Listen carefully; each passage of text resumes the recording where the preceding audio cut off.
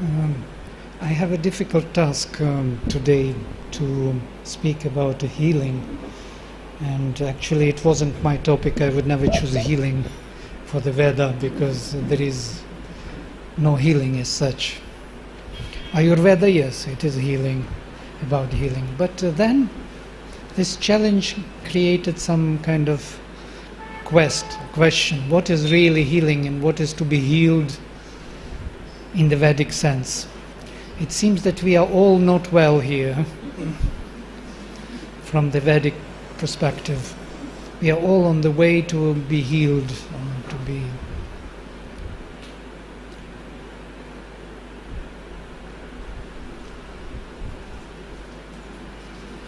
to be taken out of darkness into the light. And as you remember in my presentation, there were two creations. One was of the eternal night, which we also represent, and the other was the plunge of the spirit into that night, which we also represent. So we carry within ourselves two different ways of existence. One is fully conscious being which is not in need of healing, and there is other being which needs to be healed.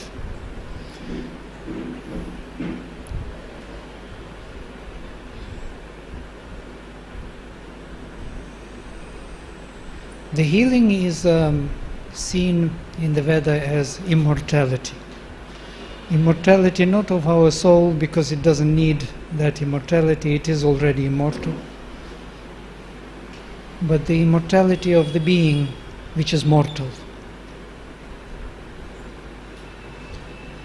It is a constant battle on the spiritual path. Abhisyama pritsutir martiyanam, says Rishi. May we withstand the oppression of the mortals. Just think about the phrase. May we withhold the pressure of the mortals.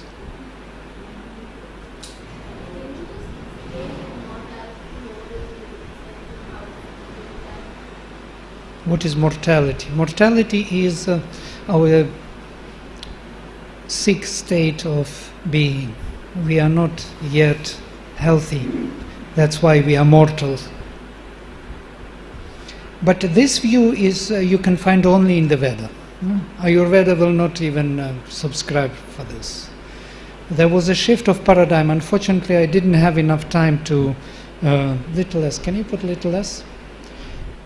Yeah. Didn't have enough time to present this shift of paradigms. It would be very useful because when we shift from one language to another, there's something happening. Yes? We can do it, but we always question in our mind, what did we really do now? Yeah? What has happened? We were rational and now we are mythological. Is it legal? Is it all right to be mythological when we are rational beings and have to be scientific and so on and so forth? That had to be clarified before I really could go into the material of Rig Veda. Unfortunately, I didn't do that, but I presume that we all, so to say, subscribe for this exercise. And maybe later when I have time, more time, I will show you the shift of paradigms and why it is, in my view and Sri Aurobindo's view, is legal to, to incorporate different ways of thinking and being and seeing the world into one transparent way of being. It was always my question. I never could understand why rational beings sometimes become so irrational. They go to the church and they put, this incense stakes for my son, for my daughter, though they are scientists. Or they take this in the morning and they go to IIT somewhere. And so how come that these different paradigms coexist within one being? Yes?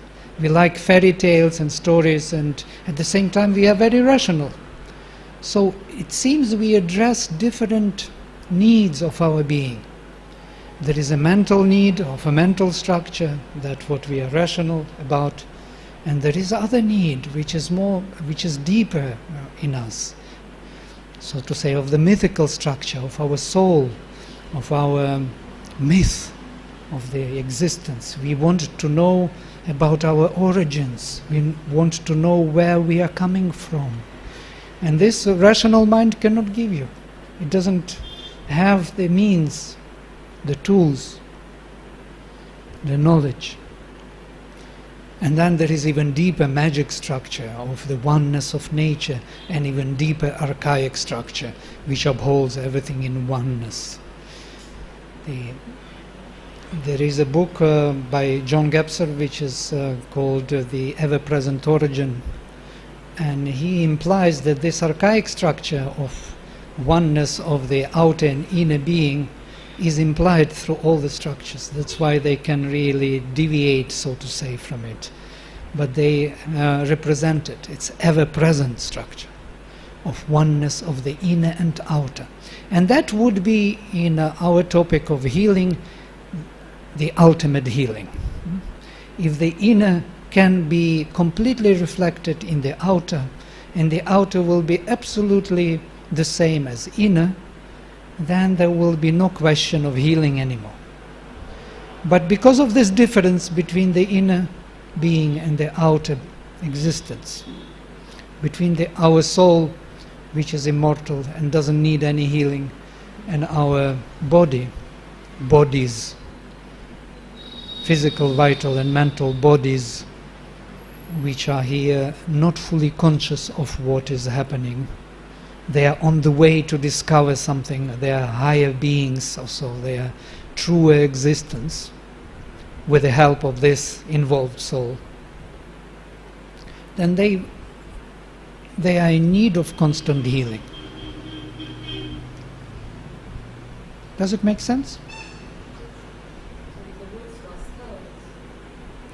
Yes, swastika.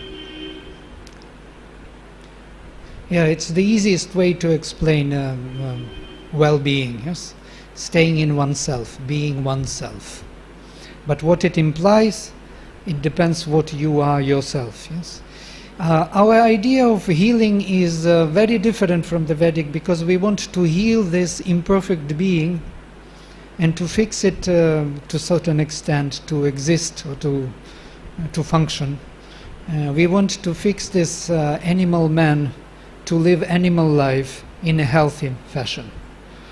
And from the Vedic point of view, it's impossible, because it is on the way. It's an evolutionary being, it's a transitional being which will always encounter struggle and change. And if you step on the spiritual path, then it is even worse than being normal.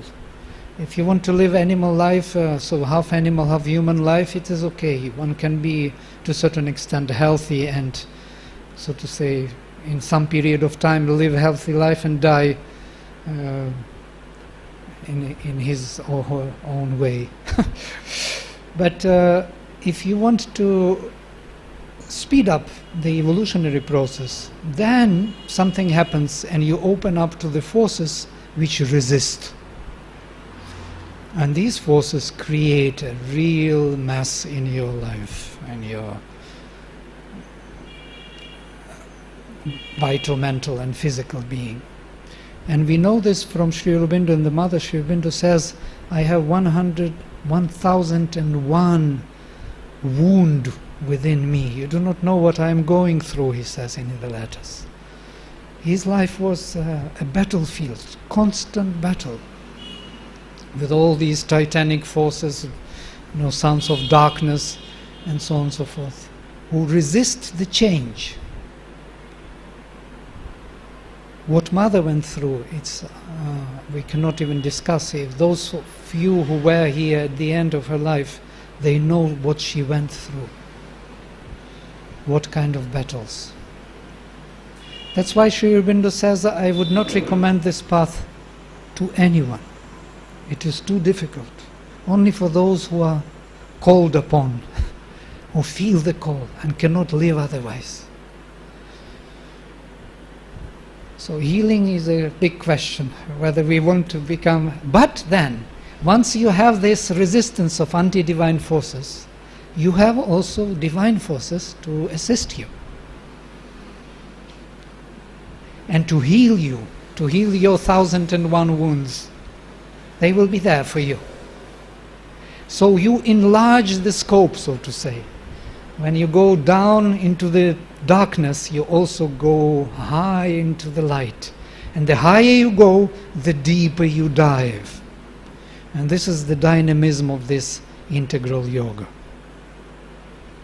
It can't be that you go only into the light and stay there. It will not happen, because our purpose is different. Our purpose is to bring that light into the darkness and to heal the darkness.